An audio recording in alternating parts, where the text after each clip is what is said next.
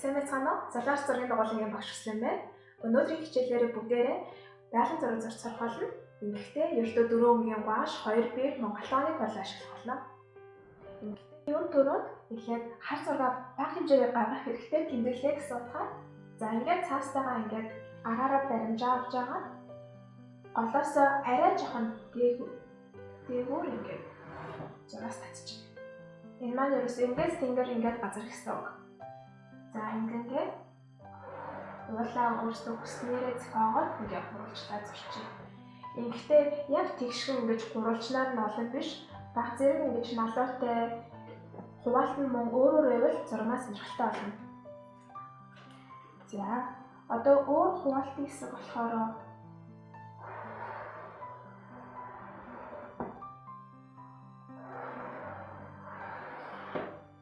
ингээд магадгүй энд газар байрлаж байгаа сонирхолтой болно гэсэн үднээс ингээд хоёр талаас нь газрыг төрсөж өглөө. За одоо ингээд бүгдээрээ гоошороо зурж эхлэх болно.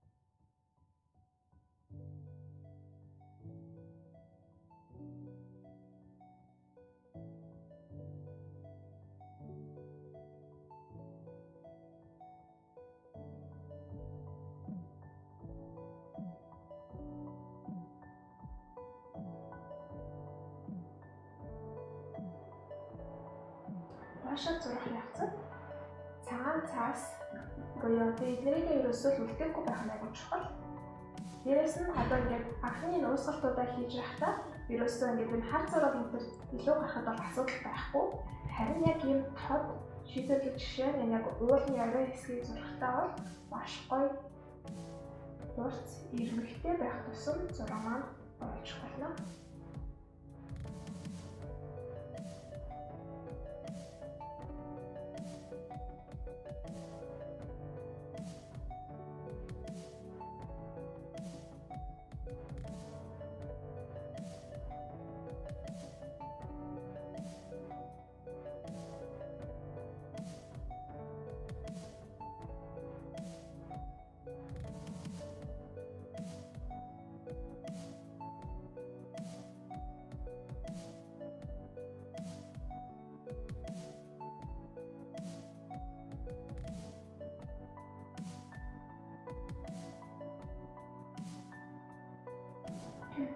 Одоогоор ингээ өнгөнүүдээ хатхан гадаргууд дээр шахаад тавьсан бид нар зурхад л амраах болно. Ерөнхийдөө одоо энэ өмнөх зургуудаа бүгд нь хатаасныхаа дараа порлоноор зурж эхлэв шүү. За порлоны үед болохоор багшийн хувьд юм том нөхтэй жоохон хатууг сонголоо. Гэрийн нөхцөлд энэ зөөлөн порлон биш гэсэн байж болно.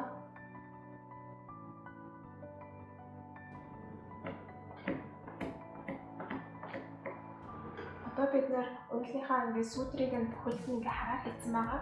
Энэ дээрээ мэдээж цастуулын орой зурхайн тулд бид нэр цасныхаа сүудрийг хийх хэрэгтэй. Цасныхаа сүудрийг цагаан өнгөлөхөөсөө илүү хар дээр цагаас хаарал өнгөлөхөөсөө илүү цэвэр өнгөөр байх юм бол зурмаа нэлээдтэй оюулчих болно.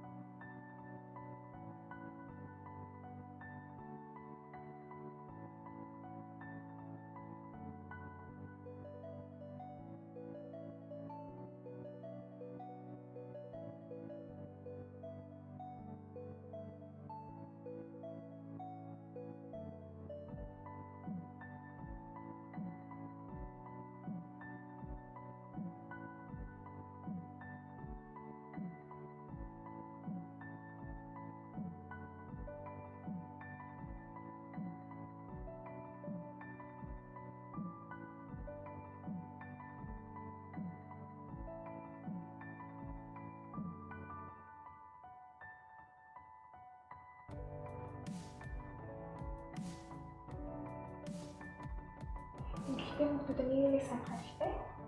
Ерөөсөө ингээд хуулаа бодтой гэж төсөөлөд нэг талаас тар тусч байгаа гэдэг сэтгэхгүйгээр их талын гэрэлтэй нөгөө талын зүгтэртэй байх хэрэгтэй шүү. Тэгэхгүй бол гэрлийн нэг нь энэ уул нь нэгээс мөрчлөө энэ уул нь нэгээс байх юм бол төөрөлтөд зурмаа бодтой харагдах байлна гэсэн үг. За одоо дараагийн хийх юм маань болохоор бүгдээрээ модоо босгоно.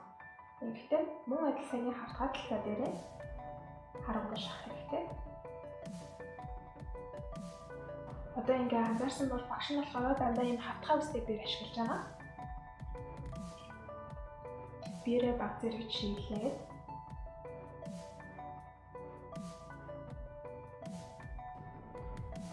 за одоо ингээд мэдээж энэ асалтайгаа хуулийн дагуу наан байгаа зүйлүүд маань том харагдах хэрэгтэй. Цаашлах тусам жижиг. Тэгэхээр одоо багш нь болохоор дотроо төсөөлөхдөө энэ дээр нэг мод энэ дээр 2 мод байгаа гэж төсөөлөн зурна.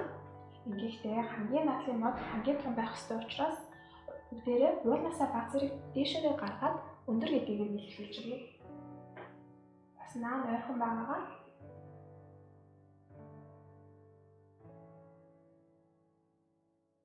юун түрүүнд бүгдээрээ модныхоо өндрүүдийг нь босгох хэрэгтэй. Мэдээж одоо энэ нэг мод зурсан энэ модтойгоо адилхан өндөртэй байх юм бол зураг маань ингээ хорслоосоо хашигдсан баг зэрэг ойлгомжгүй утгагүй харагдах болно. Тийм учраас энтэйгээ өндрийн чацуулахгүйгээр баг зэрэг энэ талд зурчих. Мөн дахин нэг жижиг модыг зурх. За бүгдээрээ модныхоо мөчрийг зурхтаа багшийнхаа шиг хавтгай биер сонгох хэрэгтэй. Хэрвээ хавтгай биер олдохгүй бол бүрийн үстэй биерээр ч гэсэн болно. Гэхдээ арай жоохон хэцүү болно. За зурхтаа биерээ ингээ хавтгайгаар барьж агаад голыг барьж агаад хоёр тийш нь чирэх маань байна.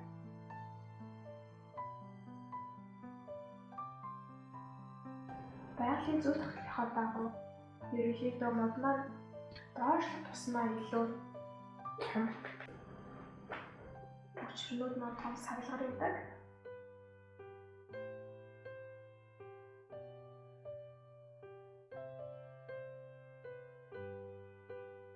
Одоо ерөөсөө бүгдээрээ тэгэхээр модныхаа хараа хэсгийг босгож байгаа гэж бодох хэрэгтэй.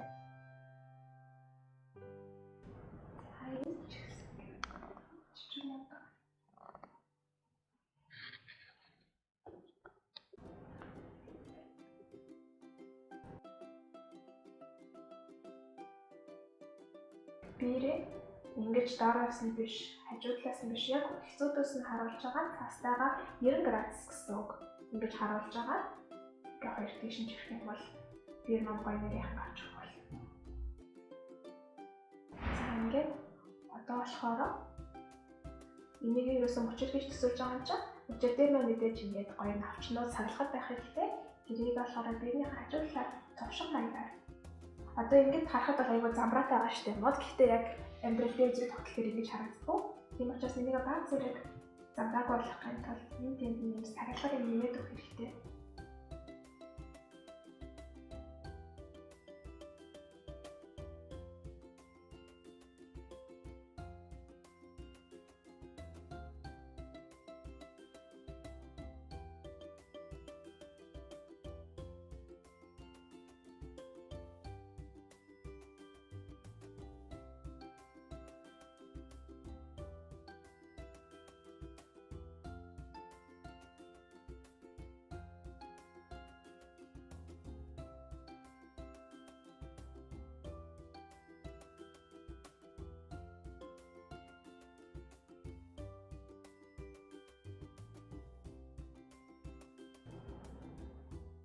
Ингээд модныхоо ерөнхий сүрийг тавьсан байгаа учраас уулын дээрээ хэрхэн гэрээс өдөр тавьсан яг тэртэйг адилхан хий. Гэхдээ одоо ингээд цас маань ингээд модныхоо мөчөр дээр байдаг учраас та багш үзвэл дандаа юм хэрэгтэй байлаа. Цасыг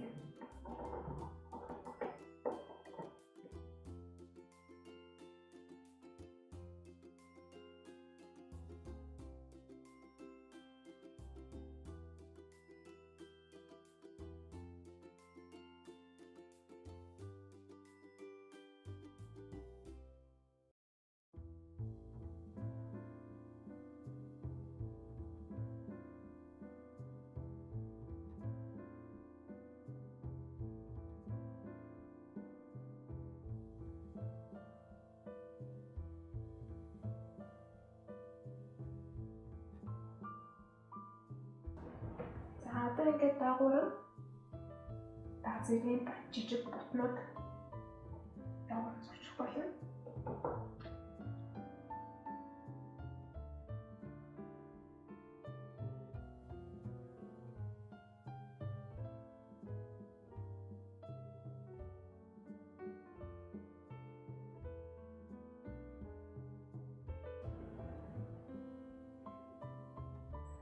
Одоо мэдээж түрүүний сүүдрүүдээ бодох юм бол цагаан цас маань маш бага хэмжээгээр авах.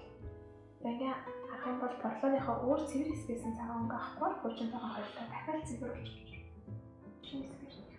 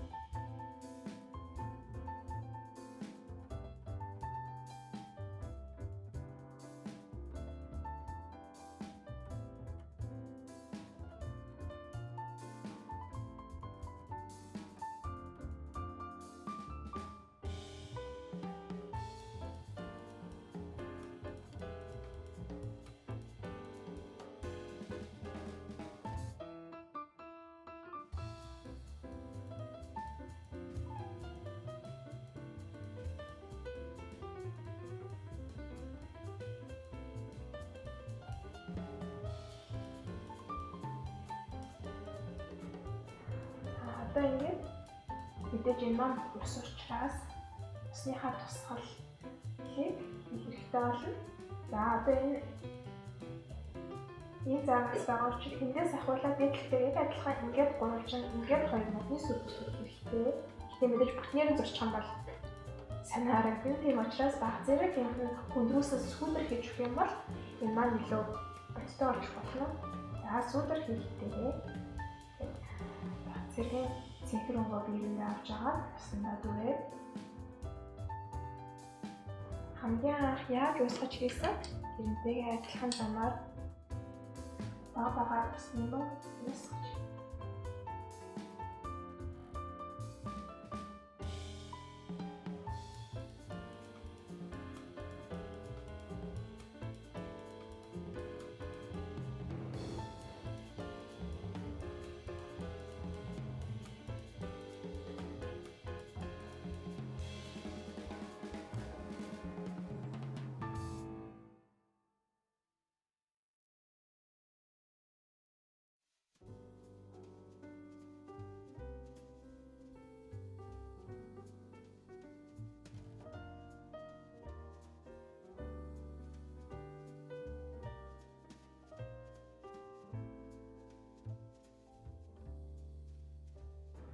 Энэ цагаан зурагсаа дээр ингээд усны өвөөгөө билүү толтгож өгч байгаа.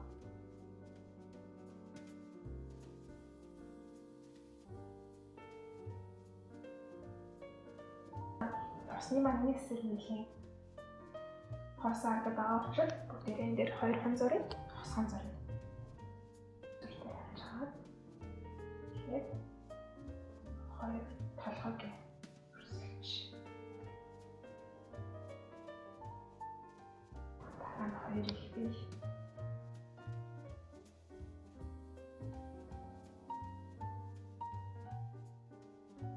За толгой их бий хоёрыг ингээд зурсан байгаа учраас үзүүг нь халтахад бол гайгүй. Ингэхгүйгээр эхлээд толгой зурчаа дараа нь үзүү зурчаа бие заалхаа хөнгөн арай жоохон ингэж хооронд автах байх тохиолдолд тийм учраас тэрнээс ихийг ингэж зурч байгаа.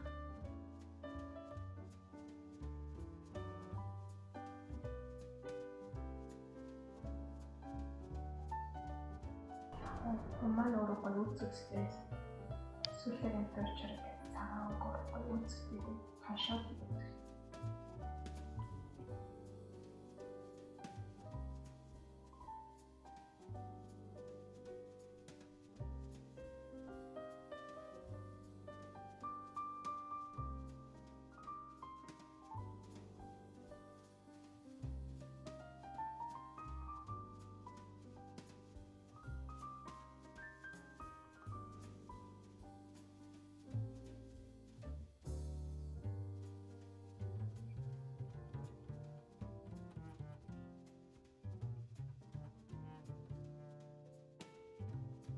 энэ дээр маань бол эхлээд сүдэр байх шаардлагагүй. Гэхдээ нэг жирийн нар эндээс байгаа гэж төсөөсөн учраас баг зэргийн сүдрийг хийгээд гэх юм бол маань ус нэрээ сууж байгаа нь илүү байсаар болно.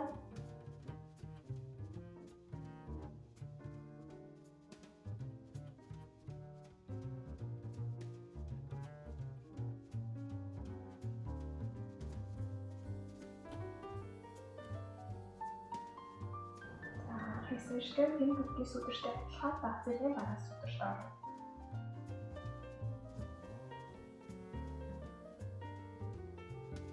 Эндээ байгаа бодгоо ашиглаад усныхаа хөвөөг мөн гой өнгөнгийн зураг ханаад зураг шүү сонирхолтой болж байна. За ингээд өнөөдрийнхөө хичээлийг энэ хүргээд дуусгая. Мэдээж та бүхэн багшийнхаа энэ зурсан арга барилыг ашиглаад одоо энэ моднуудыг цөөлөх ч юм уу те эсвэл байрлалыг нь өөрчлөх энэ хоног томруулна жижигрүүлнэ мэдээж та бүхний хүсэл сонирхол. Тийм учраас өөрийнхөө гой зохиомжтой багшийнхаа застыг дагуу зураг зарцгаагаарай. За харин гарын үсгийг болохоор мэдээж бүгдээрээ өөрийн гэсэн бүтээл хийж амжиж гарын үсгээ тавих хэрэгтэй. Гарын үсгийг хэрвээ энэ цайвар талбай дээр тавьж байгаа бол хар өнгөөр бичвэл илүү тод харагдах болно.